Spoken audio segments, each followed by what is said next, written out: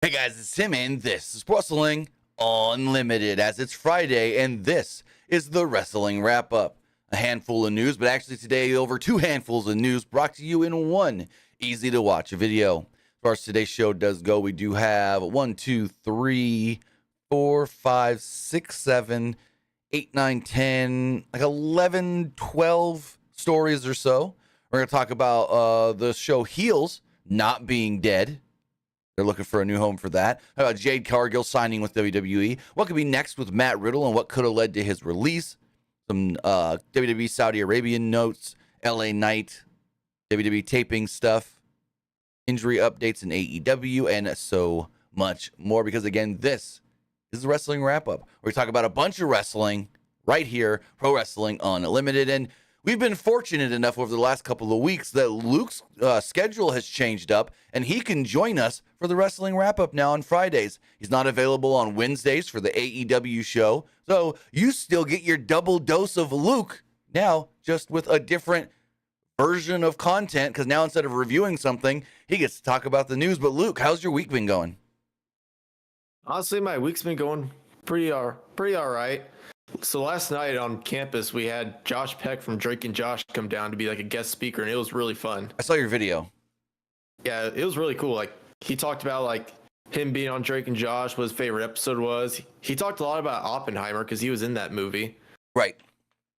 So some people got to do Q&A and stuff. There was just one part where like these two like little kids were there, and they said, "All right, do you have a question?" They walked up, and he's like, "Wait, why'd you guys even let me curse if you guys knew kids were going to be here and stuff?" So I thought that was hilarious. That's funny.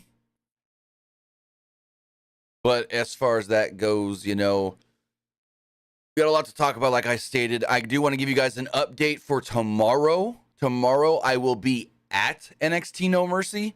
So tomorrow night, there will not be a No Mercy review. Instead, I plan on doing the No Mercy review on Sunday morning. I know around noon or 1, I'm taking my daughter to see the Paw Patrol movie. So it would be before noon Pacific time.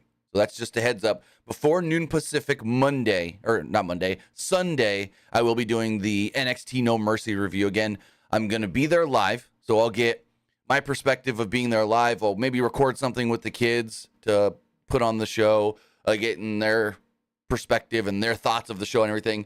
And then I will watch it again, just so I have the TV version in my head. And I think I'm going to have a buddy do the notes for me, but then his notes are going to be the TV version. And so like what I see may be a little bit different than what is shown on TV. So I want to have both perspectives and know all that, but we will do an NXT No Mercy review. It's just not going to be Sunday night because I ain't getting home till like probably at least midnight on Saturday, not Sunday, Saturday. I'm getting my days mixed up because Sunday we also have Wrestle Dream, but that's a whole other animal in itself.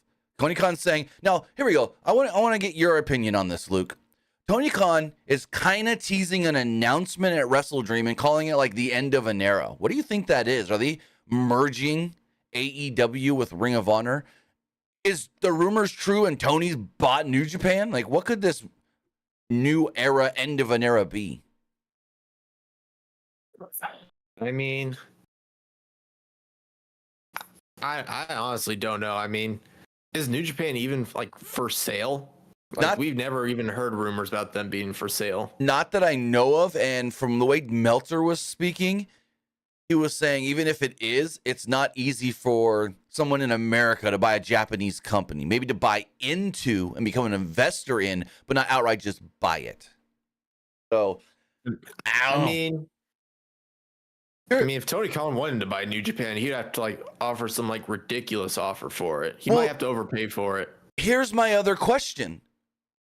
Why would Tony Khan buy New Japan when he can basically, for the most part, not all the time, but for the most part, use any of the talent from there he wants on his shows?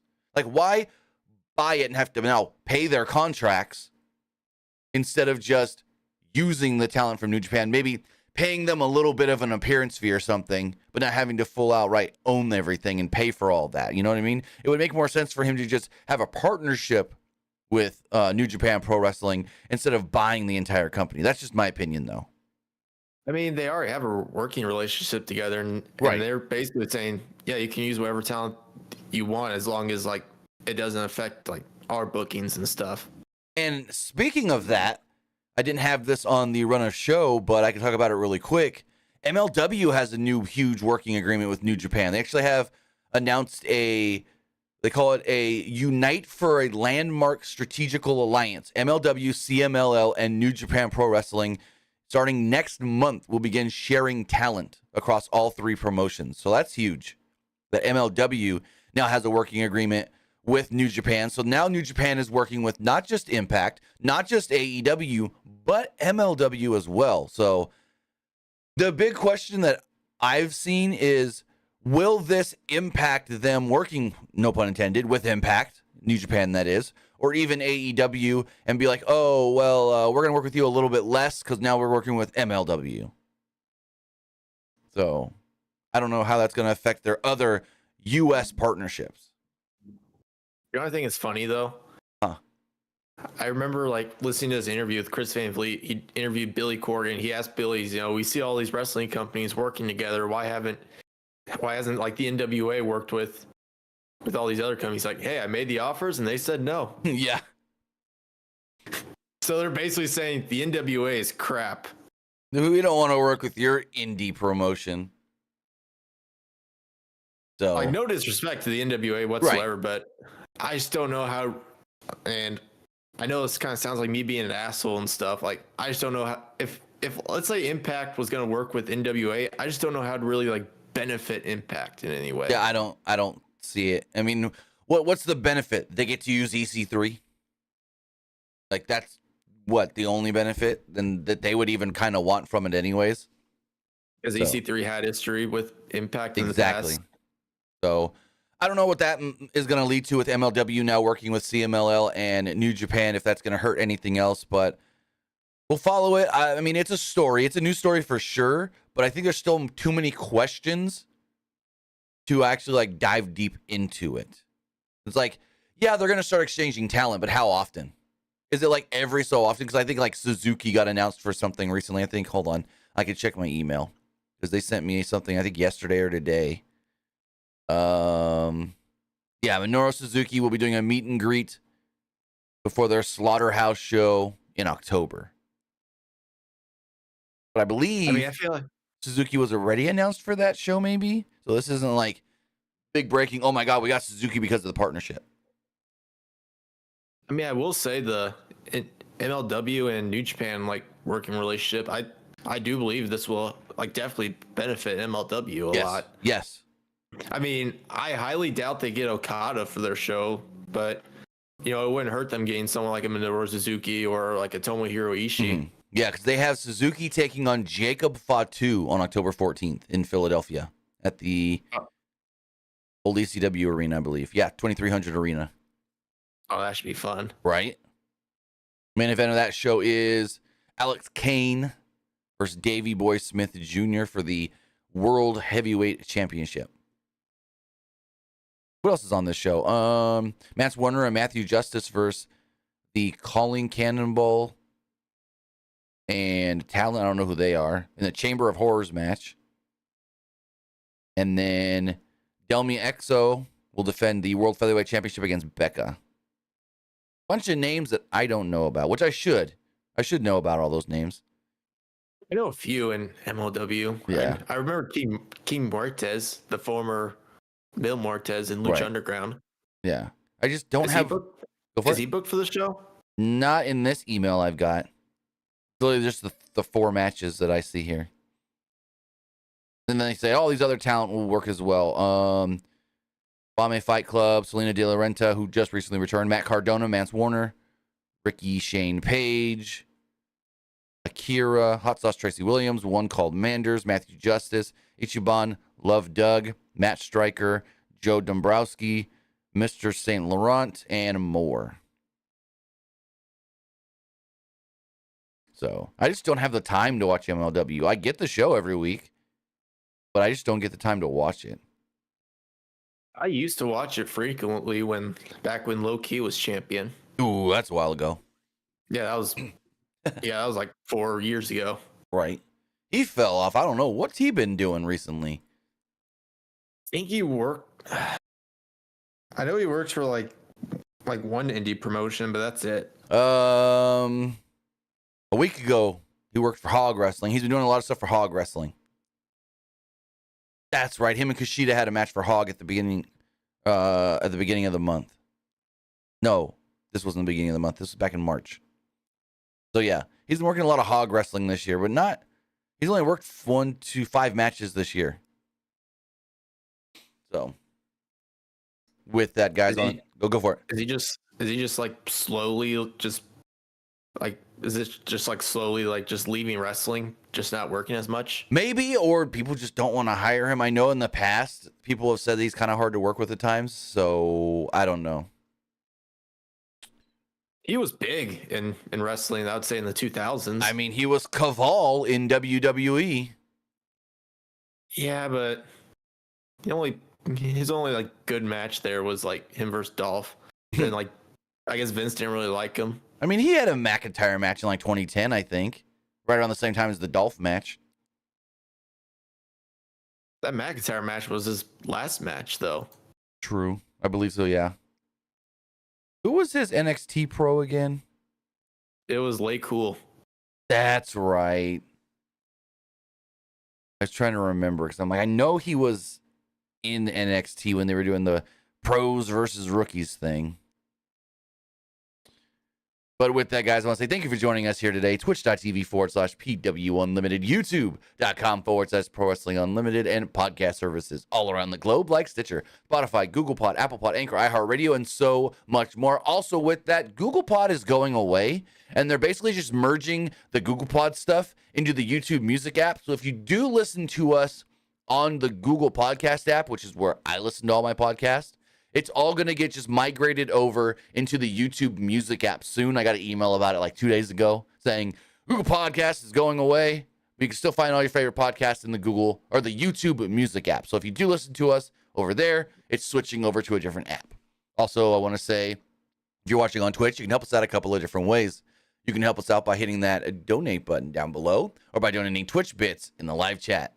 Also, remember, you can help us out by subscribing to the channel, one of 2 different ways. You can either subscribe with a tiered subscription, or you can subscribe with Amazon Prime, because remember, if you have Amazon Prime, then you have Prime Gaming. Prime Gaming gives you a lot of cool things like free games, free stuff for games, and you always get 1 free subscription to any Twitch channel you want to subscribe to throughout the month, and I'd greatly appreciate it if you did right here, Pro Wrestling Unlimited.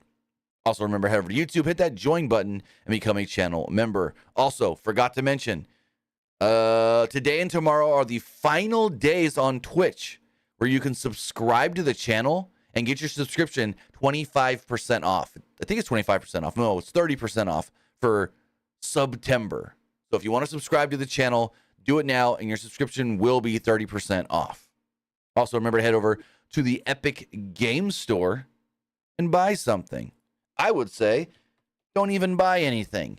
Go claim Disney Speedstorm on the Epic Game Store. This is the best kart racing game out. It is free to play as of yesterday. And when you go claim it on the Epic Game Store, use this code right here, PW Unlimited. Use code PW Unlimited at checkout for all Epic Games and Epic Game Store purchases. But more specifically, go get Disney Speedstorm. This game is a blast. We did a stream last night, twitch.tv/TimmyBuddy, where I did races with people in the chat. We set up a lobby, and we just kept racing. Had a lot of fun. This game is great, and I want to get more of this. I want to do more of this with Disney Speedstorm to the point where not only are we just setting up races, but we do a Discord call, and everyone can jump on and talk trash with each other while we're racing and so forth. So this could be something really, really cool that I really want to set up and start doing more of going forward. Community-driven events on my Twitch with the chat in Disney Speedstorm. And hey, you guys don't even have to pay for the game. You get it for free on your PlayStation, your Xbox, and your Nintendo Switch, your PC, and mobile coming soon. It's not out on mobile yet, but mobile coming soon. I also want to do more streams like this with Jackbox as well. I do know next month, Jackbox Party Pack 10 is coming out. So yeah, But head over to the Epic Game Store, buy something, claim something that's free, and put this code in, PWUNLIMITED at checkout. If you Did play, they say what Jack? go for Did they it. say what Jackbox Party Pack 10 is going to look like, or? Yeah, they've shown off some of the games already, and they've been doing live streams showing it off and stuff. So it looks promising, just like all the other ones. I just don't know the exact date when they're going to drop it. They just said fall at first, and now they're saying October. So really cool. Because Jackbox is another one where I have the game, you guys watch the stream, and can play along on your phone, your tablet, or your computer without having to actually purchase it. You can play for free. So that's why I want to do more kind of streams like that with free-to-play games and whatnot. That you guys can interact with the chat, or not the chat, but the stream, and be involved and play with. Have you played Speedstorm yet? I still need to download it on my PlayStation. I know Gotcha. it came out for free yesterday. Yes, for everything except for mobile. So I still need to download it. Yeah, because I know you were in the chat last night when we were streaming it. So Yeah, I got home. Yeah, I got home late last night, and I didn't really want to download it yet. yeah, it's fantastic. I love it. And they just dropped the Aladdin season. They also said, and I know this isn't a gaming podcast, but they also said in November, the next season is Frozen. And then after that, the next season will be Little Mermaid. So got a lot to look forward to when it comes to Disney Speedstorm. And then, well, speaking of looking forward to, we may be able to look forward to a season 3 of Heels, because according to showrunner and Nickelodeon legend Mike O'Malley, who plays FWD Florida Wrestling Dystopia owner Charlie Gully on Heels, he spoke with Entertainment Weekly, basically saying they're looking for a new home for the show after Starz actually canceled it after season 2. Now, I'm not going to give any spoilers if you haven't seen the end of season 2, but season 2 ends on possibly 3 of the biggest cliffhangers they could go out on. Maybe losing their company. Maybe somebody dying. Maybe somebody paralyzed. That's all I'm going to say. Not going to give any other spoilers, but 3 huge things happened in that finale that was like, oh, they didn't think they were getting cut. They thought they were getting a season 3. And Michael O'Malley stated the following to Entertainment Weekly, saying, quote, I really do think it's going to have a life someplace else. I was really, really challenging, or it was really, really challenging in the sense that we weren't able to promote this show and talk about this show due to the writers and actors strike. Even though Stephen Amell was doing very creative things on his social media to promote it. Like there was he had a post where he was on a run or a walk, or he was out and about working out or whatever, and just happened to walk in front of a Heels billboard. So he took a picture in front of it. He's not allowed to promote the show, but no one said he can't take a picture in front of a billboard that just happens to be a promotion for his show. Yeah, people were getting mad with Stephen Amell during all that, but Michael O'Malley states the following. We knew when we finished the season, all the cast and everyone involved with the show we're going to have to work our tails off to get people to watch the show, because Starz doesn't have the same marketing and advertising muscle behind it. When the strike happened and they said, we can't talk about it, it wasn't like Heels was on buses in every city in America. We're on Friday nights in the summertime. Starz worked really hard on making a great show and funding a great show, and we did too. We knew that we were going to have to carry some of the marketing. We were supposed to go to Comic-Con, and we didn't. He says on whether they intended for season 2 to end, or the series to end with season 2, he stated, we did not intend, nor do we intend, for this to be the last episode of the show. One of the things that we're trying to do with the show is honor wrestlers, honor anybody who has a dream and the endurance to pursue that dream. Sometimes the endurance can be misguided. For instance, I used to like tap dancing. I was terrible at it, but when I was in college, to get out of the University of New Hampshire with a theater degree, I had to take tap dance. You have never seen a tap dancer worse than me. And can you imagine if I spent my whole life, hey man, I have a dream. I'm going to bring tap dancing back. So one of the things we were trying to talk about in the show, if you want to be a professional wrestler, but you also have to have a family, and you have to have financial stability, and you want to have a body that still works.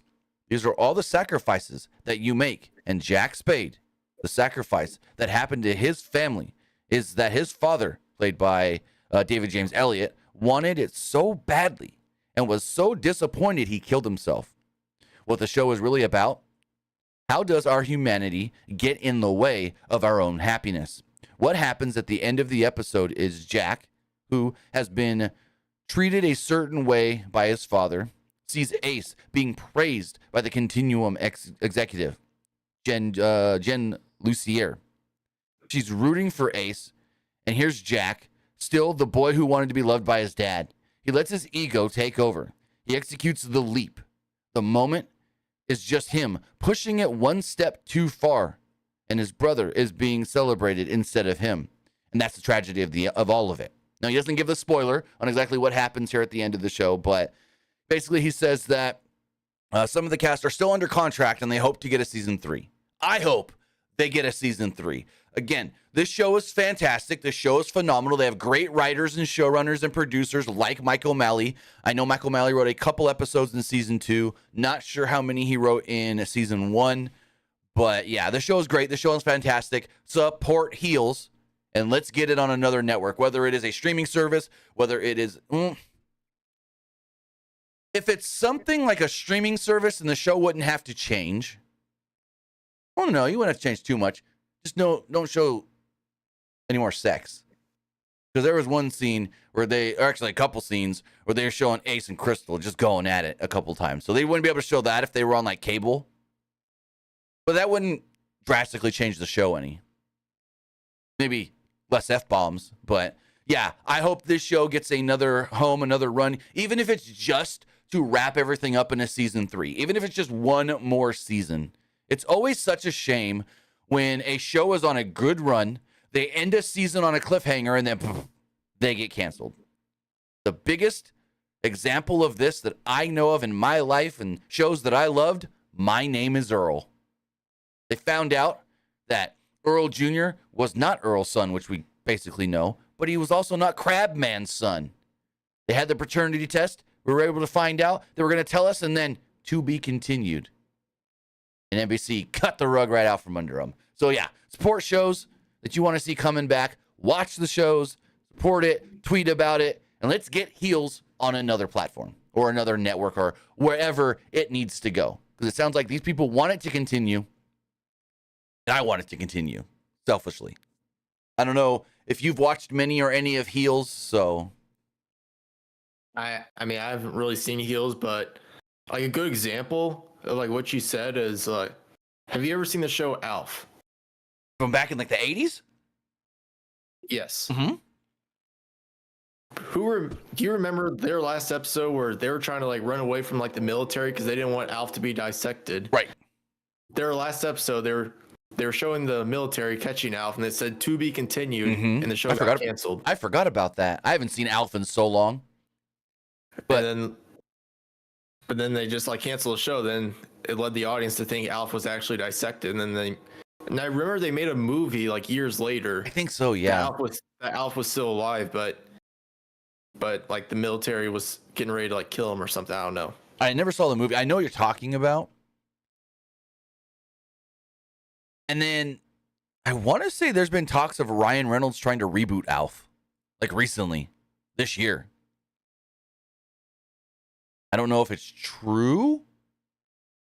Well, the guy who played Alf and back in the day, like passed away in 2016, I believe. You know, yeah, you'd have to recast characters and this and that and stuff. But yeah, Heels needs to go somewhere because this show is fantastic. This show is phenomenal. This show is great. Just think if they can go somewhere that's going to actually give them an even bigger budget. The show already was great with the stuff that they were working with. But if they can go somewhere with like a Peacock or a Netflix or a Paramount Plus, which I doubt they go, no, never mind. I was thinking Stars is connected to Paramount, but that's Showtime's connected to Paramount. Maybe they go to Showtime. Maybe they go HBO. Put it on Max. So I don't know where Heels goes, but I hope Heels goes somewhere. HBO Max or maybe Amazon Prime. I don't know. Amazon Prime wouldn't be a bad one. But speaking of knowing where somebody is going, we know where Jade Cargill is going, and that is the WWE. It had been rumored for weeks now that Jade Cargill was going to sign with the WWE, and this past Tuesday, it was announced that Jade Cargill had signed with WWE and was officially reporting at the Performance Center. Was it Tuesday or was it Monday when this announcement was first made? I can't remember now. I want to say Tuesday. Yeah, that's what I thought. Yeah, because I think everything was like she's reporting today to the Performance Center. But because I woke up that day and my phone was like blowing up with tweets saying that, oh yeah, Jade Cargill's actually signed, and like many wrestlers were like saying like how this is a huge sign. I remember Grayson Waller said, what better way for Jade Cargill to debut in WWE than have her on the Grayson Waller effect? right. It's everything you. So, I mean, I have no clue how she debuts in the company though. Yeah, it was Tuesday. So the big question is going to be, where does she go? What does she do? Who does she work with first? Is it NXT? Is it the main roster? According to Dave Meltzer, in multiple different things now, he said they're working on main roster plans for Jade. Now, I don't know if that's imminent main roster plans or if they plan on having her in NXT for a little bit and then already know how they're going to call her up. I don't know. But everything is pointing to Jade working out and training at the PC, but being a main roster superstar right off the jump. That is something that does sound very, very, very possible. And so now we got to just think of, who does she work with first? Bianca? Io Sky? Bailey? Dakota? Well, not Dakota. Dakota's hurt. We'll talk about that in a little bit. There's so many different names she can work with. Rhea Ripley, Nia Jax. Maybe Nia Jax runs through all these women, and then Jade shows up and is like, you think you're big and bad? Well, I'm even bigger and badder. So, I don't know. It's interesting. I think we talked about this recently, of the whole, I would have liked Jade to just show up and beat people up, but they already doing that with Nia, so they need a different kind of approach to her debut. So, it's going to be interesting. And then in an interview with TMZ Sports, she actually talked about WWE signing was never always the plan. As she said, no, not in general, about planning on signing with WWE. She said, this was something that I've been going back and forth within my head in the past couple of months. You know, it's if this is really what I want to do and taking this leap, because you never know in wrestling, things can go left. It can go right. It can go up. It can go down. It just took time. The time I was home. I took the time to really register and determine what I wanted to do in this industry. And taking the leap was the best thing I can do. So from that quote, it almost sounds like to me, it wasn't AEW stay there or go to WWE. The way she phrased that was stay in wrestling or sign with WWE. Am I interpreting that wrong? Do you think? I don't know. No, I think you're right. I feel like her whole plan was, I'll work AEW to create a name for myself and then try to go WWE. Right. Because I remember in the past she had a tryout with WWE. I can't remember which class it was. This was before AEW was even a thing. Mark Henry got her a tryout. So was it the same class Sammy Guevara was in? I don't know. I don't think so. I can tell you right now. So Sammy Guevara had a tryout there, and he even had a match on television against Eric Rowan. Sammy? Yeah, he like did like a vlog about it. He was one of the local competitors facing Eric Rowan on television. I don't remember that. Let's see. Jade Cargill's 2019 when she had her tryout. So that doesn't sound like it would have been the same time as Sammy, because Sammy would have already been signed by AEW. So unless it was like January of 2019, it wouldn't have been the same. Sammy's, I think, was 2018. Let's see. Sammy Guevara, WWE tryout. Sammy Guevara had a WWE tryout in... When was this? 2018.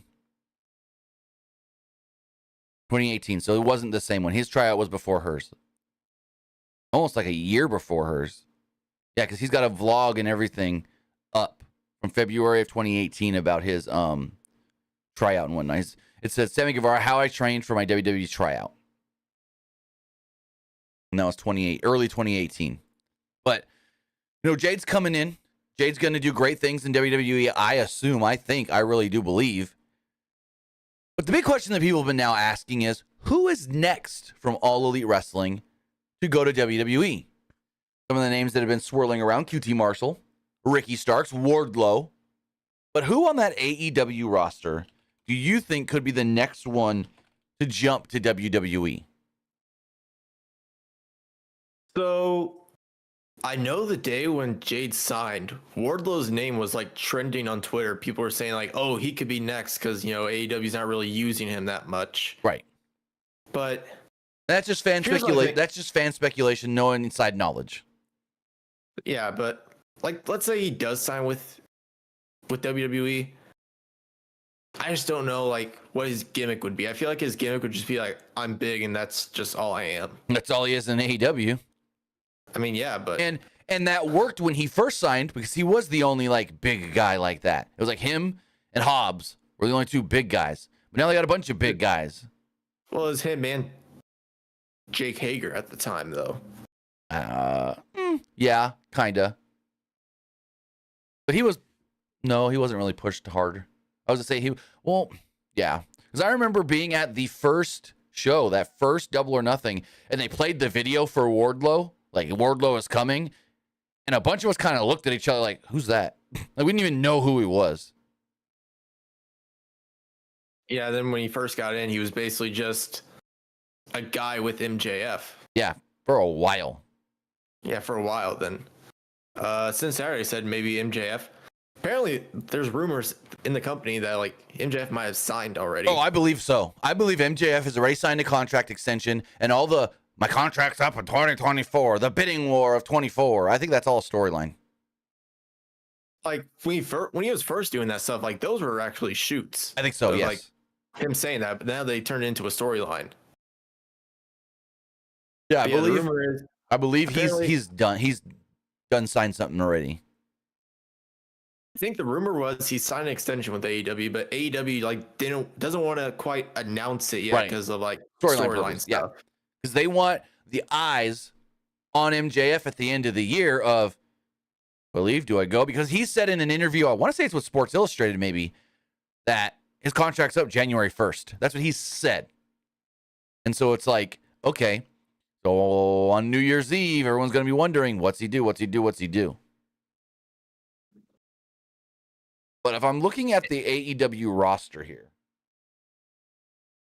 I'm going to pull it up on the screen. So if we look here, it's who could really jump? Well, I know WWE wants Andrade back. Well, that's a no-brainer. And I think Andrade wants to go back, and they're not even really using Andrade that much anyway. Well, no, he's getting used pretty good on Collision for the most part. Does anyone really watch Collision anymore? I mean, I do, but not live.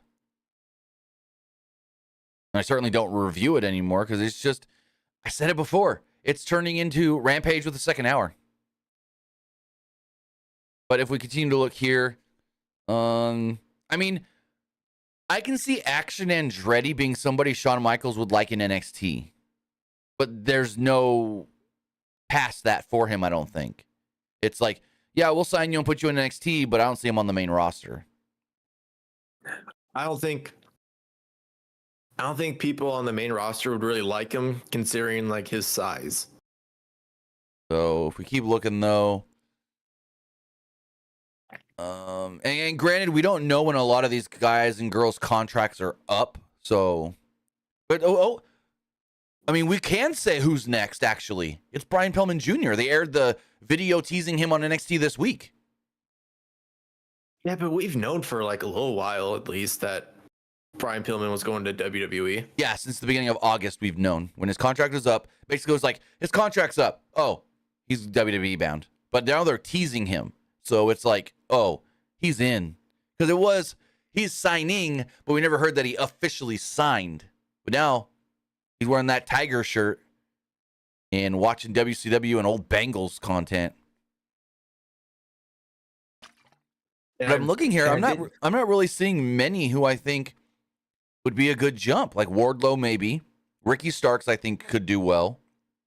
Well, here's the thing about Ricky Starks. I feel like he would do really well in NXT, but I just don't know how he would do on main roster. I could see Ricky Starks NXT champion. I really can. Oh yeah, he would do. He's one of those guys that he would do great in NXT, but as far as like him on main roster, it's completely unknown. Here's a question I have for you.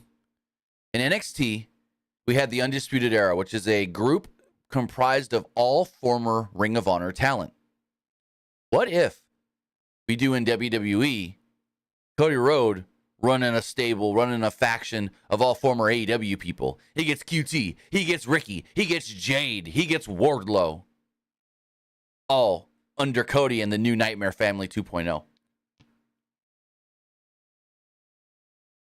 It would be interesting, I will say, because you have like QT kind of be like your like coach and stuff. Yeah.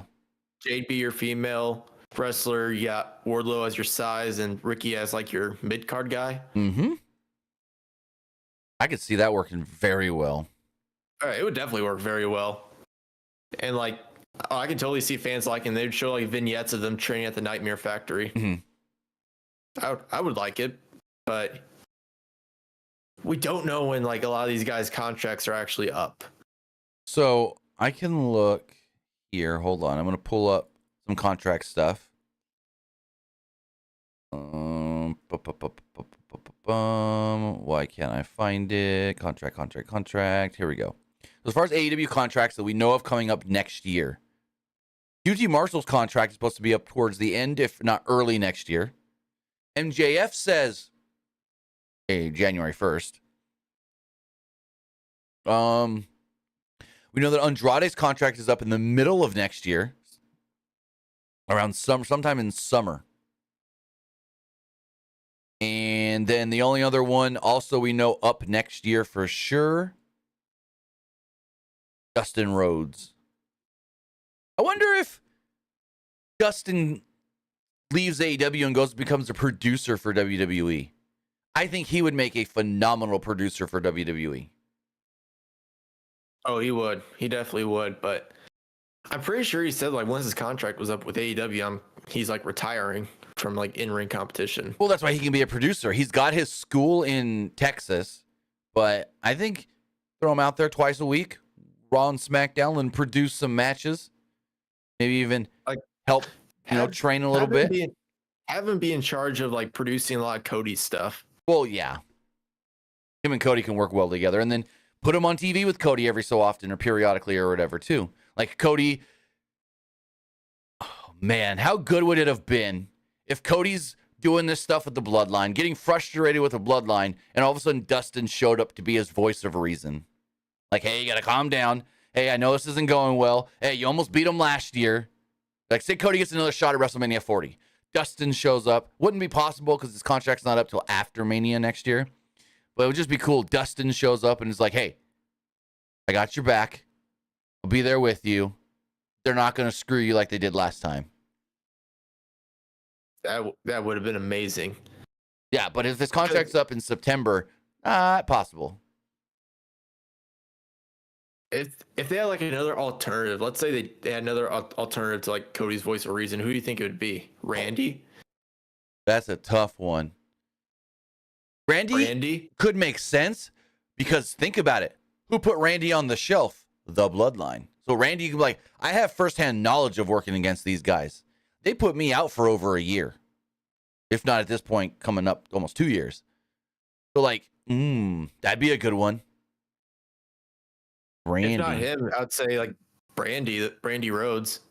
Well, yeah, she was kind of his voice of reason back in AEW. Yeah, but it's also like she doesn't want to do much on television. She said it. She's like, I have no desire to go back and be like a full-time wrestler or personality on television. Granted, she can go do something for a small little program and work a couple of dates, but I don't know. Well, yeah, but like, it wouldn't have to be a full-time thing though. Right. Like, her with like Cody with the bloodline stuff, that can just be like a one-time thing. Then just be like, all right, she can go back to being like a full-time mother now. Yeah. So another name that I want to pick your brain about that could possibly jump over to AEW, from AEW to WWE, which would be actually going back, Malachi Black. Didn't he at one point say he wanted out? He did. Then, so the rumor was that he asked for his release, then they were going to give it to him, and they were going to add terms to it. Right. But then I guess last minute, Tony Khan was like, all right, no one's getting their release anytime soon. That led to Malachi Black going on Instagram Live saying, like, all this stuff is not true. Don't listen to the dirt sheets. Mm-hmm. Well, he's done that plenty of times, multiple times. Yeah, then he ended up saying, my contract was never 5 years and stuff, which I don't know about that. I mean, Tony Khan did say his contract was about 5 years. Right. So, yeah, because the rumor is he's locked in until 27. Then eventually they gave him time off and he agreed. Right. So there's a lot of things to think about here. Who could go next to WWE after Jade and Brian Pillman Jr.? Who could do well there? Where's Jade going to go? Where's Jade going to be placed, positioned? She did state in an interview, I already know what brand I'm going to be on. I can't tell you now, but I know where I'm going. So my question is, do I see Jade in the crowd this Saturday, tomorrow night at NXT, and they say, hey, newest WWE signee, Jade Cargill, coming to NXT soon? Or do we not see her there and she shows up on the main roster show? That's the big question. Because I could see, even if she's going straight to the main roster, maybe even have her at the NXT show tomorrow. Oh, okay. Becky beats Tiffany Stratton for the NXT Women's Championship. Jade is in the front row, confronts Becky, boom, main roster program for the NXT Women's Championship. Jade, Becky on Raw, Monday. That'd be really cool. I honestly would. But then the big question would be, though, does Jade win or does Jade lose? And then if Jade wins, that just means she's an NXT superstar with the NXT Women's title?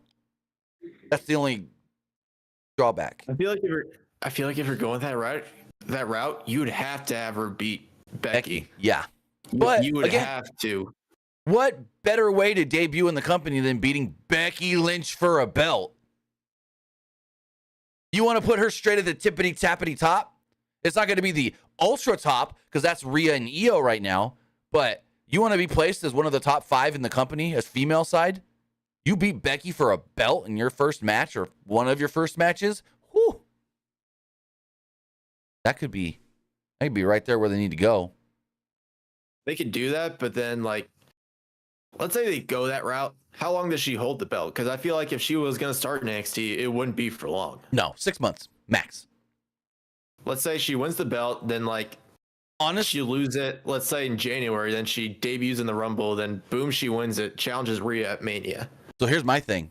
I don't even think Jade needs to lose the NXT Women's title. I think Jade and her character, from what we had seen, if she plays a similar character to her AEW character, I could see Jade holding the NXT Women's title. And then as we get closer to WrestleMania, she gets the realization of, oh, I'm down here. I don't get to work WrestleMania if I'm here. If I'm this champion, I got to work the other show. I don't want this belt no more. I'm coming to Raw and SmackDown, and I want to work WrestleMania. I want to be on the biggest stage. And she just vacates the NXT Women's Championship and makes it seem like I'm too big for NXT. I want to work WrestleMania. And then we build a program up for her at next year's WrestleMania 40. That wouldn't be a bad idea, but at the same time, that would kind of make NXT look bad, in my opinion, though. Yes and no, if it's done right. Also, if it's done right, yes. Tony in the YouTube chat says Tegan Knox to challenge for the winner of the man versus Tiffany Stratton. Okay, and then that match happens. So we don't have to set up officially Jade and Becky for Monday, but we tease it. We tease it, Jade and Becky for the NXT Women's title. Jade then shows up Monday and beats Tegan Nox's ass and says, I'm stepping to the front of the line. I want Becky Lynch. Unfortunately, then Tegan would get whatever, pushed back down and look bad, but I'd be all for it. She beats. Let's say Becky, or let's say they do the match of Tegan and Becky. Becky wins. Yeah, you could go that route too. Then Becky cuts a vignette or a promo saying like I've beaten a lot of people for this title already, so that already makes me the greatest NXT Women's Champion of all time. Then out comes Jade. Well, yeah, because Becky can. Here's what they can do. I got it right here. Becky and Tegan have the match. They have a good match on Raw. Becky wins and then goes, okay, who's next? Open challenge. And I know I'm not a big proponent of open challenges. I bitch about AEW doing it. But again, if it's only Becky doing the open challenges, it's fine. You don't need all your champions doing open challenges. But then that's how you debut Jade. Or Becky doesn't even have to do open challenge. Becky beats Tegan and then goes, oh, hey, also, who's next? Maybe it's Jade, who I saw on Saturday. Does Jade want to step to me? She looks very confident in No Mercy. But now where is she? And then Jade appears, maybe attacks her from behind or walks down the ramp and gets face to face. I think you could do something like that. Tegan can get her match, shine in the match, look good, do whatever. And then you start Becky and Jade for the NXT Women's title. I don't know if that's the plan. That's just me making a very bold prediction on what and how I would fantasy book it. I like it. I really do. And with, which I know I'm going to change the subject a little bit. Go for it. With like with having a lot of main roster people in NXT a lot, do you think Tegan Nox is someone that would actually benefit from that? As far as going back to NXT? Yeah, because I know they had a lot of main roster people go back to NXT for a little bit. Do you think they should do that with Tegan Nox? So, yes and no. I don't think it would, quote unquote, benefit her in the way you made it sound of like she needs to go back down there to get better. But I think it would be a possibility for her to get more TV time. Yes. I mean, she's already good in the ring, so right. She doesn't really necessarily need to get better. But as far as giving her more TV time, it's hey, we're not really using her a lot on main roster, so let's put her down in NXT for a little bit. Then when it's time, we can put her back on main roster. No. I totally agree. It's just the way you worded it almost sounded like she needs to go back to NXT to get better, but it's just how I perceived it. Now, the other big question with Jade, the other way they can debut her, they recently teased the NXT Women's Breakout Tournament, but didn't state who's going to be in the tournament. What if Jade just wins that and then gets a shot at the NXT Women's title? It wouldn't be a horrible idea because that way you can make her look strong against Becky. Let's say she destroys everyone in a 1 minute match. Right. And then Becky's got this monster coming after her. And they put on an absolute banger. Right. So, I mean, if anyone's going to be able to mask Jade's flaws in the ring perfectly, it'd probably be Becky. I think the only person that would maybe be able to mask them better would be a Mercedes Moné. But she's not in WWE anymore. So I think, Becky would be one of the ones, Becky, maybe Charlotte, that could mask Jade's flaws. Or Asuka. Bianca to an extent, yes, but not as well, I don't think, as a Becky or a Charlotte or an Asuka. But I don't think... Or Io Sky, maybe? I just don't think Jade's ready for Asuka. Asuka going to go a little too much, be a little too much for Jade Cargill. My opinion. Yeah. But as we move forward on this, we don't know where Jade is going, and somebody else we don't know where they're going is one Matt Riddle. Matt Riddle was released by WWE, and now it sounds like a lot of people are interested in the original bro. According to Dave Meltzer in the latest Wrestling Observer newsletter, he does state the following. Since the word last week of his being let go, there has been interest by a number of companies in both pro wrestling and MMA. Most pro wrestling companies of any size immediately expressed interest. And in MMA, both PFL, the Professional Fighters League, and Bare Knuckle Fighting had expressed interest due to his name and the value of his name from WWE and the fact that he was a decent MMA fighter. Well, now the big question is, does Riddle stay in wrestling? Does Riddle go to MMA, or does Riddle do both? Because he could do both. Look at Jake Hager. Look at Bobby Lashley. They did both and did both pretty well. So now it's like PFL, bare knuckle. Okay, he's got interest over there. But what does he do in wrestling? Does AEW sign him? Does he got to go work Impact? New Japan? I know basically the reason WWE signed him was so he didn't go to New Japan. I'll just say that. That's been the going consensus ever since he got signed. That they were never 100% interested in. They always kept an eye on Matt Riddle. But as soon as it was known that New Japan wanted Riddle, they're like, you're coming here. Offer set. Well, I'm pretty sure I know in the past they had eyes on him, but I think the rumor was they told Evolve, like, hey, bring this guy in, and once he like cleans up his act, we can pick him up and stuff.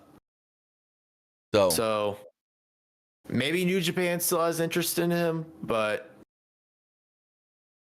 I could totally see Impact Wrestling being interested in him. They always sign like former WWE people, so I could totally see Impact being interested in him.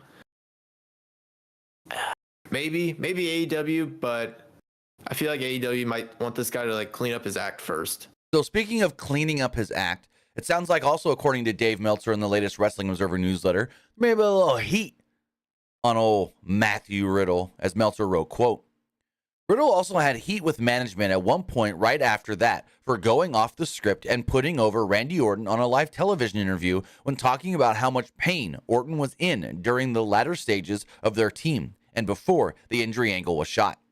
While praised for the promo going behind the scenes and being real, it was not what was scripted. So there were times where apparently Riddle had gone off script. But then also, speaking of heat, we had heard Fightful had a report recently, right after the release, that one higher up in the company said he went through too many chances and just lost them all, and that's why he's gone. He blew through too many chances. I mean, he kept messing up. With everything that's happened with him in the past year, I can totally understand it. Right. So, big question. What does this mean? Riddle posted this yesterday on Twitter and stated, coming soon with the hang loose. This is just new merch. He's opening a Pro Wrestling Tees store. I think so. Riddle Maybe that, OG. or it's probably just him just saying, I'm a free agent. Right. Well, if he's a free agent, he can't do anything till December 20th, though. Or it's probably just like, maybe it's also like hyping himself up so that way when he becomes like officially a free agent, a lot of companies can go after him. Yeah. So with that, I'm going to cut out this story. We don't need to talk about Saudi Arabia. But tonight is Friday Night SmackDown, and all indications are that LA Knight should be on tonight's show. According to a new report from Mike Johnson over at PWU Insider, and according to Dave Meltzer in the latest Wrestling Observer newsletter, they both state that the going belief right now is that LA Knight will be on tonight's SmackDown after having to be pulled from last week's show after testing positive for COVID-19. Now, if you guys don't know, LA Knight was supposed to show up at the end of SmackDown last week to save John Cena from the Bloodline, to be the one to be John Cena's partner at Fastlane. So now maybe we get that all set up today. I don't know how they do it now that they've already announced it as a handicap match. So it'll be interesting how they flip-flop around this and fit it all in. Let's say in the main event, like Cena's cutting a promo, then all of a sudden like Solo and Jimmy come out saying, you don't stand a chance against the both of us when you're just on your own. Then out comes LA Knight and says like he's no longer on his own. Like, I'll take you guys on. That would work with Cena. Then Cena agrees. No, the best way to do it would be basically what you're saying. And Cena's like, oh, well, over the last week, I may have found myself an opponent or a partner. And then we just hear, yeah. He just yells. We just hear "yeah" yelled over the microphone or over the speakers. Out comes LA Knight, and the crowd goes wild. You gotta get that plug-in of the "yeah." Like he says yeah after. Yeah. Like LA Knight says yeah. Right. Cena's like, "Hey, I did find myself a partner," and then you just hear "yeah," and the whole crowd goes nuts. Yep. Even though it's very expected, I think it's still getting a big pop. Because the rumor is LA Knight might be Roman's opponent in Saudi. Yeah, so here's my question to you. With that, would you rather see LA Knight challenge Roman in Saudi and lose, or LA Knight in another match in Saudi and win? Because you know he ain't beating Roman. I mean, that is true. He's not beating Roman, but I feel like even though he loses to Roman, it can still be like a big showing for him. That can definitely show, show something like, hey, something like really good is going to happen to him, like down the line, even though it's like not now, but something good's going to happen to him. Especially if it's a big normal bloodline finish where he has to get taken down by every member of the bloodline before Roman can pin him and make him look strong. Second to show you like how strong this guy is. Yeah. Oh, rather than like I would much rather have him like challenge Roman and lose than have him just do another match against Miz. Well, Miz ain't going to Saudi. Miz never goes to Saudi, so it'd be somebody else. But I get what you're saying. Now, speaking of that Saudi show, it looks like as we predicted, the SmackDown before the Saudi show is going to be a pre-tape. According to Dave Meltzer in the latest Wrestling Observer newsletter, he writes the following. A schedule note is that they are running SmackDown and house shows in the U.S. on the weekend of Saudi Arabia show on 11/4, but not a SmackDown taping. It looks like they'll be doing 2 SmackDowns in Milwaukee, but that same top talent won't be going to Saudi Arabia as in the past. They have had not run house shows on the weekend of the Saudi shows. So SmackDown will air on November 4th. It's going to be a pre-tape show, but not everybody is going to Saudi Arabia because they're still running house shows in the U.S. So that's an interesting one. That's a very interesting one. Now it's like, okay, who doesn't go to Saudi and who stays back as the big headline draw of the house shows? Is it Seth? Is it Cody? We know Roman's going to Saudi. That's the word. Roman's going to Saudi. So who stays back as the main draw of the house show weekend? It's got to be either Seth or Cody, right? Oh, it'd have to be. So does Cody now work Saudi? Has Cody worked the Saudi show at all yet? He has, right? He plays Brock. That's right. That was in Saudi. Yeah.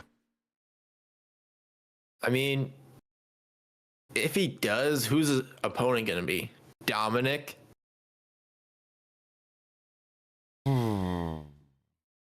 At this point, we would assume he's still on Raw, right? Yeah. Oh, I'm sure they probably want to keep him on Raw until like after War Games or something. Yeah, if that is the route they're going.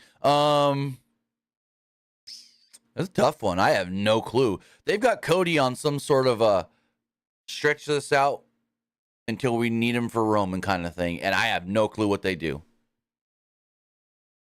What is unless they keep Judgment Day in the U.S. and they just have like a whole Judgment Day thing. Him and Jey Uso against the Judgment Day for the tag titles in Saudi, and the Judgment Day win again. I mean, probably because we all know Cody and Jey probably aren't they're definitely not winning the belts. No. Jay's doing a main event singles run. Yeah, he can do tag matches, but you put tag titles on him and boom, that singles run is dead. You got to keep him away from the tag titles for the most part. Him versus Finn or him versus Damian in Saudi. Because I'm pretty sure Damian who was the one that was trying to recruit him to Judgment Day? Was it like originally? Dom. Talk about Jay? Yeah. Dom. Yeah, do him versus like Dom or something. Yeah, that would work. So that way you can like build him up more as like a singles guy. Mm-hmm. Because if you're just having him like team with a bunch of people, then that whole main event thing is just not working. So speaking of tapings and stuff for WWE, we also have some notes and some word on what they're doing with the Christmas episode of Monday Night Raw coming up this year. For Dave Meltzer in the latest edition of the Wrestling Observer newsletter, December 25th isn't a date listed on the live event schedule, indicating that WWE will not be running a Raw on that date. Meltzer writes, quote, "The biggest house show of the week, the biggest house show week of the year, the week after Christmas, had the scheduled announcement. The Monday is 12/25, and they are not running a show that day. So Raw will either be a best of show or they will tape 2 episodes the week before. It's almost impossible to tape 2 episodes in one night because of the length of Raw. There will be an annual 12/26 show in Madison Square Garden. They also run 12/26 in Baltimore. Then 12/27, the show will be in Boston and Detroit. 12/28 is Montreal and Houston. 12/29 will be SmackDown tapings in Toronto and a Raw house-branded show in Las Vegas at the MGM Grand Garden Arena. They're also running 12/30 from the Forum in Los Angeles. There will be a 1/1 live event in San Diego. So there is no Raw scheduled for the 25th. So it seems like the week before that, December 18th, they would have to do a double taping. But that means you got a crowd there for like 7 hours. Jeez. I would not want to be there. I mean, I'd have fun. I'd go. But you're going to be tired after that. And where is that show on the 18th? Let me look it up really fast. Because if that's an East Coast show, that's, oh boy, that's even worse. So if we go to tickets, go to WWE tickets, do they have that show announced yet? December 18th.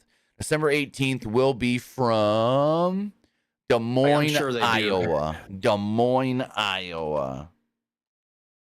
Oh, I'm sure they do have. Yeah, they have it announced. Yeah, it's Des Moines, Iowa, and it's like, oh man, that's a Central Time show. So I mean, it's an hour earlier than East Coast, but still, that's gonna be a late show if they do 2 Raw tapings, because you got main event tapings at 4, or it would be at 7.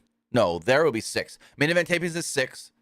Then you got Raw 6 from 7, 8, 9 to 10. From 7 to 10.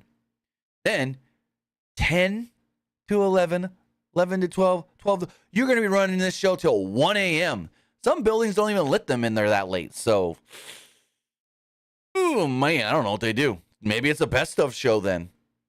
I know they haven't done that for a Raw in a while, but maybe they got to. Well, I know WWE has gotten a lot of heat in the past for having like a Raw on like Christmas Day. Well, yeah, they're not going to let... For the last couple of years, talent has not had to work on Christmas. They've been doing double tapings or best of shows. So we'll see how they do it this year. It's not known. Or what they could do is, let's say they do like their yearly awards and they like pre-tape like the wrestlers like getting like certain awards and stuff. That'd be fun. They haven't done that in a while. They do it for NXT, but not the main roster. They haven't even... Go for it. So let's say they do that. They have, so let's say for like 2 weeks or like a week or 2 before that, they have like people like, all right, vote for like who you want to win this award and stuff. And then once they know the results, they give that wrestler their award and they like pre-tape their reactions and stuff. Bring back the Slammies. The Slammies, Christmas edition. Do that, but it'd have to be like wrestlers like in their home, like receiving the award this time. But my question is, can you do that for 3 hours? Probably not 3 hours, but yeah. But that's quite a ways away. What's not quite a ways away, what just happened a week ago, was people being let go by WWE. We have a little more news on some of the NXT names being let go and higher management and higher ups in NXT being upset about all of that. According to a new report from Fightful, they write the following. The news on WWE releases doesn't stop coming in. Needless to say, there were several people upset and unhappy with Mustafa Ali's release from WWE. Ali had been effectively moved to NXT, where he was gaining steam on the brand. Sources that Fightful spoke to were frustrated with the lack of communication between WWE and NXT. Specifically, we were told that some of the frustration emanated from the fact that there's been a renewed effort to stack NXT with familiar names. In addition to losing one of those names, a planned match with two main roster talent in Mustafa Ali and Dominic Mysterio is now off the table. Those that we heard from said that there was no indication as of Tuesday, and this was Tuesday last week, before the releases, that Mustafa Ali was going to be cut. And even no indication cuts would happen to anyone with a main roster contract. For those noting that Mustafa Ali asked for his release, he did, though that was over 2 years ago. It doesn't feel like that long. It doesn't feel like it was that long ago.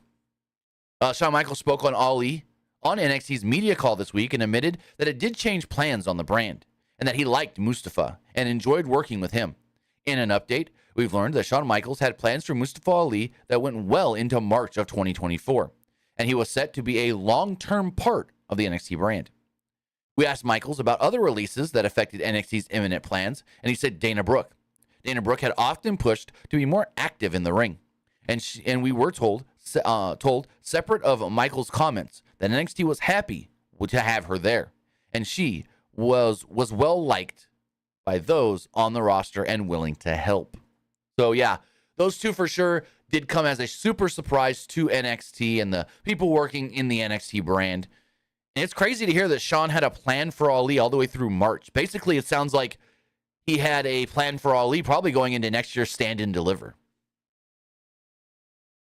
Well, yeah, they were like really building up Ali to like win the North American Championship because all those vignettes Mustafa was basically just saying like, my goal in NXT is to win the North American Championship. Mm-hmm. So maybe that was eventually just going to lead up to him winning the title at maybe Stand and Deliver. Probably. I really did feel like Ali was going to win. Now it's Trick Williams, and for some reason Dragon Lee's the referee.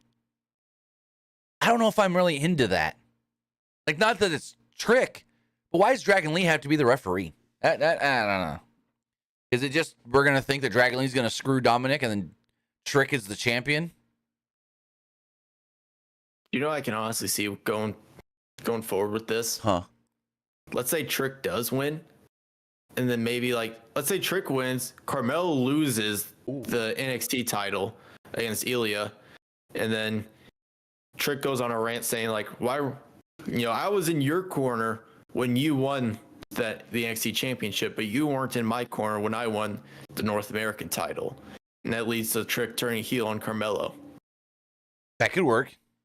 I mean, it would be not what the plan originally was as of now, because remember, all this got changed, but I don't hate it. As far as one name, because go for it. Well, the reason why I think that, because like, I feel like when Carmelo eventually goes to main roster, I feel like they're gonna want to put him with like Bobby Lashley and the Street Profits, because they did tease that on an episode of SmackDown. Well, I don't know if they didn't tease Bobby wanting to work with him. Remember what Bobby said?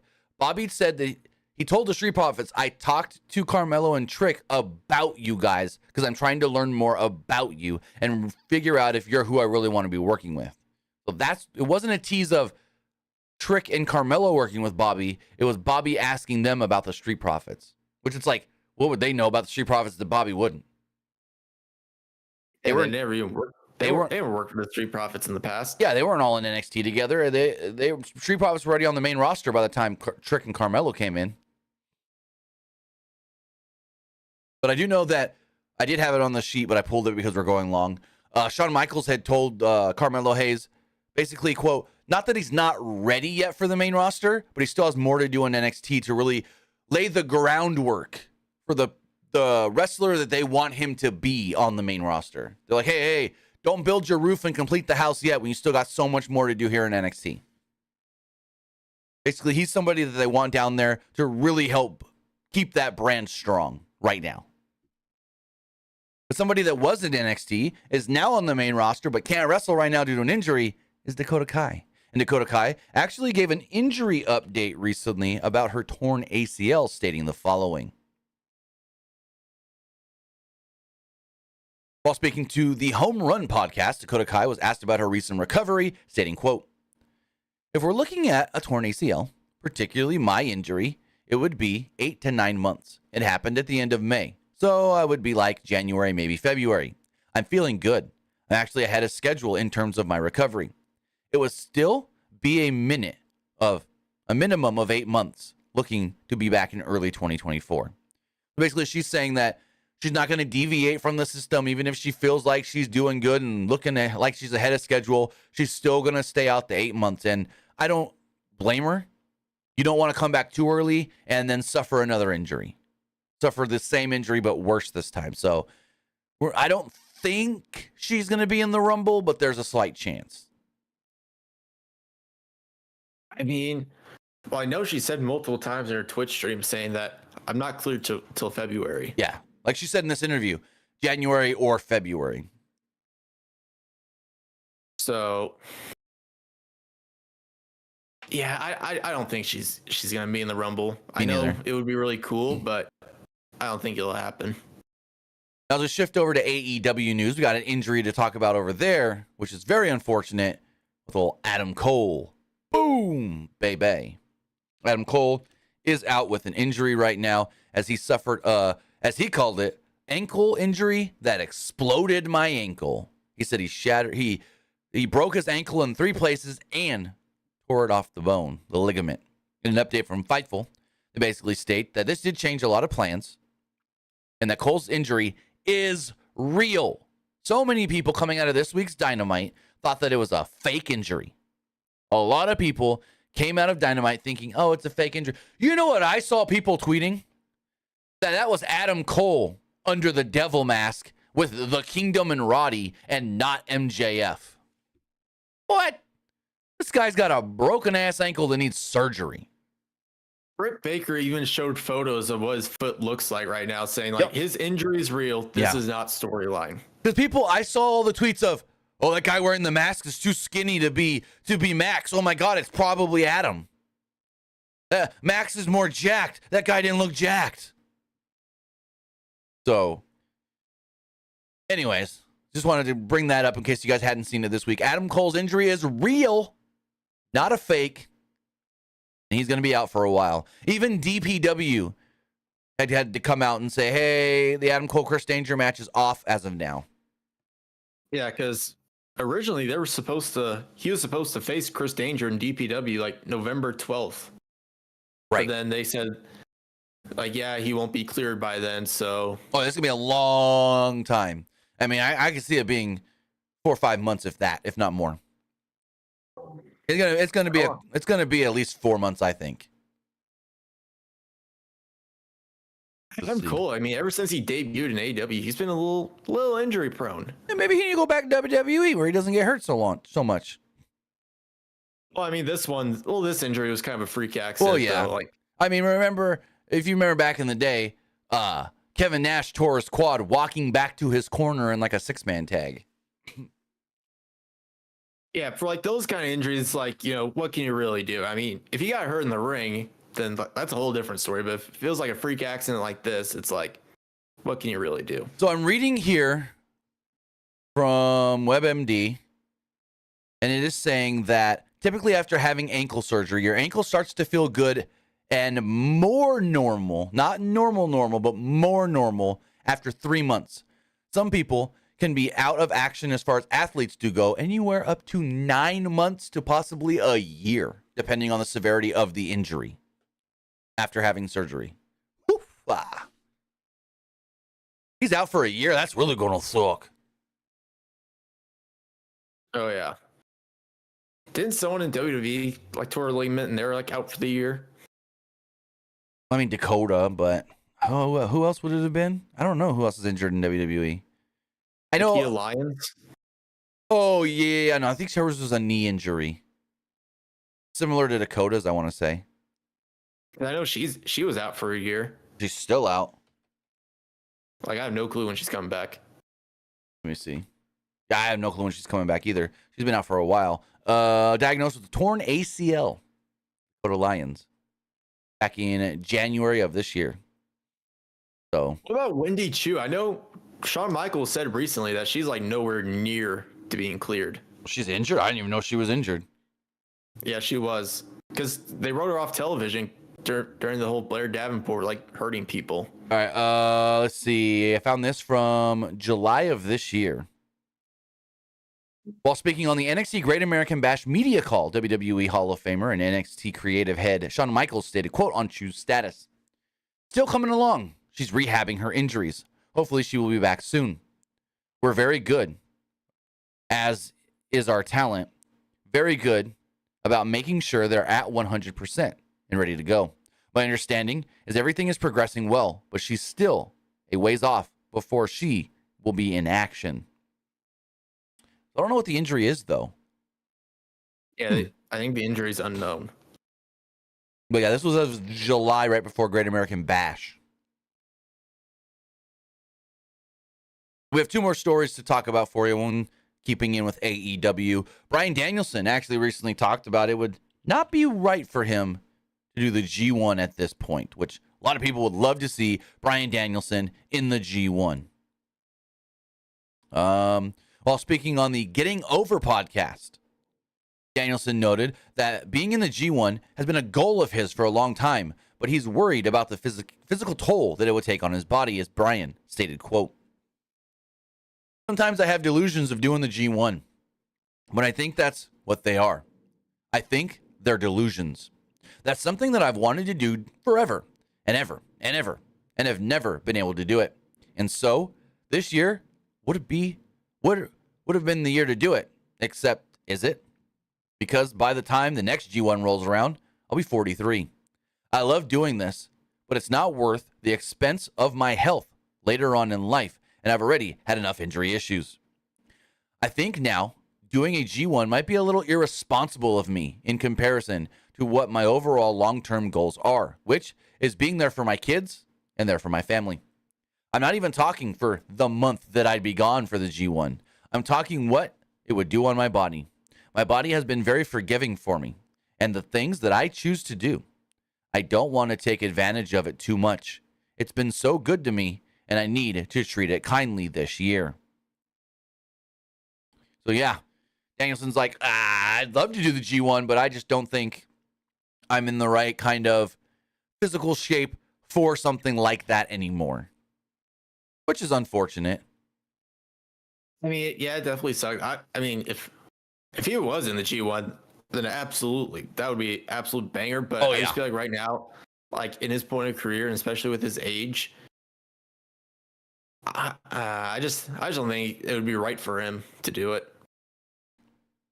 I mean, it's always been, like he said, a goal of his to do it. I would have loved to see him do it, but if he doesn't think he can do it physically, don't risk it. Don't. Yeah. As we wrap things up, go for it. I've always said this: if a wrestler, if you feel like it's not right for you to do something, but it's always been a goal of yours, just don't do it. If you feel like something's unsafe for you, just don't do it. And he's done so much in his career. What is really the G1 going to add to his legacy? It's not going to take anything away that he didn't do it, so I think he's fine. What's he going to add? Yeah, I did the G1. I also did WWE. Yeah. It would be fun for him, but just don't risk it. Yeah. So as far as the final news story we do have for you guys, looks like a wrestling term has been added to the dictionary. Merriam-Webster added 690 new words in September, and the famous wrestling term Kayfabe is one of them. The dictionary now lists Kayfabe as, quote, Kayfabe, noun 1, the tactic agreement between professional wrestlers and their fans to pretend that overly staged wrestling events, stories, characters, etc. are genuine. Broadly, tactic agreement to behave as if something is real, sincere, or genuine when it is not. 2, the play acting involved in maintaining kayfabe. So with that, kayfabe isn't dead. It exists tremendously, and it exists in the Merriam-Webster dictionary. This is actually the second wrestling term that's been added to the dictionary in the last 3 years, as in 2020, they also added the word jabroni. I missed that. I missed that Kayfabe show. Right. The one with Sean Oliver. That was pretty cool. But go for it. I remember the part where like Sean would always get that one question like always asked about Batista. I'm not gonna say it like right now, but Yeah. But now, I mean, he's doing all right for himself now. He's got his own show with like Kevin Nash. So But with that, guys, that is going to wrap everything up here. Tonight is Friday Night SmackDown, and I want to say 4 things have so far been announced for tonight's SmackDown. So let's pull up the WWE.com preview. And this is stuff that is WWE is previewing themselves. First off, we do know that the WWE United States Championship will be on the line when Rey Mysterio defends against LWO member Santos Escobar. John Cena will return to SmackDown tonight after being beat down at the end of last week's show by the Bloodline. Also, we do know that Bayley will be going one-on-one with Charlotte Flair. And finally, we do have a new edition of the Grayson Waller Effect, as the special guest will be Bobby Lashley. So with that is everything that is being announced for tonight's Friday Night SmackDown, as we do wrap everything up here on the Wrestling Wrap-Up. But Luke, tell them where they can find you. you can find me over at Twitter X at Petke_21.